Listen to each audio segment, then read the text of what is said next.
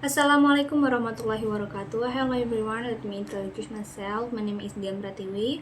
I'm from class management 24A NPM 244-11032. And today I'm going to talk about measures of central tendency and data dispersion.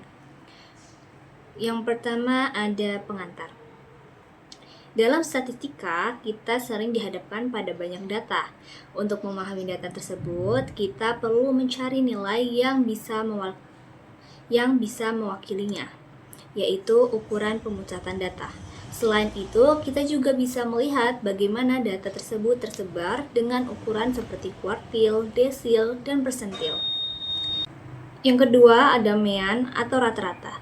Mean atau rata-rata adalah jumlah seluruh data dibagi dengan banyaknya data.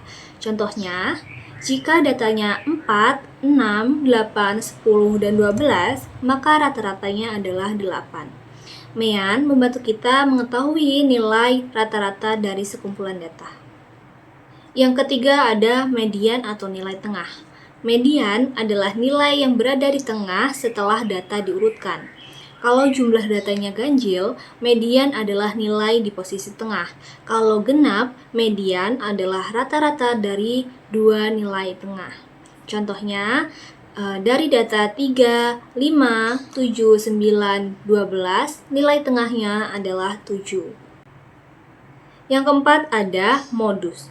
Modus adalah nilai yang paling sering muncul dalam data. Misalnya, pada data 2, 3, 3, 5, 7, 7, 7, dan 8, nilai yang paling sering muncul adalah 7. Jadi, modusnya adalah 7. Modus sering digunakan untuk melihat nilai yang paling umum atau paling banyak muncul. Yang kelima ada perbandingan antara mean, median, dan modus. Ketiga ukuran ini memiliki kelebihan dan kekurangannya masing-masing. Mean mudah dihitung, tapi bisa terpengaruhi oleh data yang terlalu besar atau kecil. Median tidak terpengaruh oleh data ekstrim. Sedangkan modus berguna untuk data yang berbentuk kategori seperti warna favorit atau produk yang paling laku. Yang keenam ada kuartil. Kuartil membagi data menjadi 4 bagian yang sama besar. Kuartil pertama atau Q1 adalah batas 25% data terbawah. Kuartil kedua atau Q2 adalah median, yaitu 50%.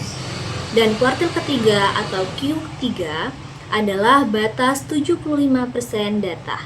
Misalnya, pada data nilai ujian, Q1 menunjukkan siswa dengan nilai di bawah 25% dari keseluruhan. Yang ketujuh ada desil.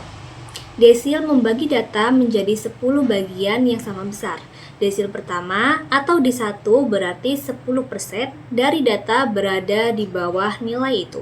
Sedangkan D9 berarti 90% data berada di bawahnya. Rumus posisi desil adalah DK sama dengan K dalam kurung N tambah 1 dibagi 10. Desil membantu kita melihat posisi data lebih detail dibandingkan kuartil. Yang kedelapan ada persentil. Persentil membagi data menjadi 100 bagian yang sama besar. Misalnya, P5 adalah median. Karena menunjukkan 50% data berada di bawah nilai itu.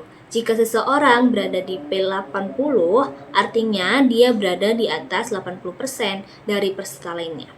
Persentil sering digunakan dalam tes seperti hasil ujian nasional atau skor 12.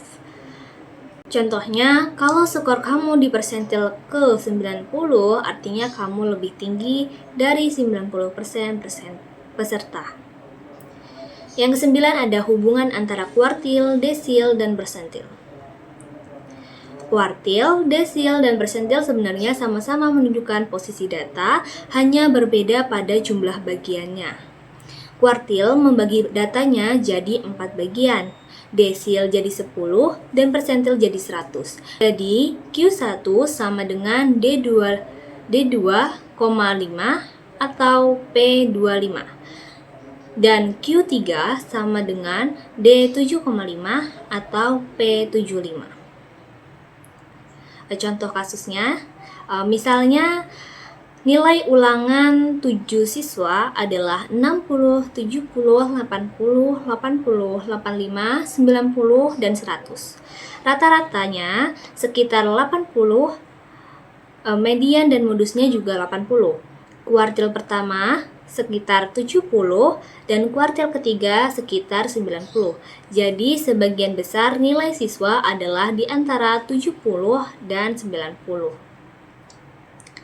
Kesimpulannya, jadi ukuran pemusatan data seperti mean, median, modus membantu kita mengetahui nilai tengah dari data, sedangkan kuartil, desil, persentil membantu kita mengetahui penyebaran dan posisi data secara lebih detail. Semua ukuran ini penting untuk memahami data yang lebih baik. Oke, thank you.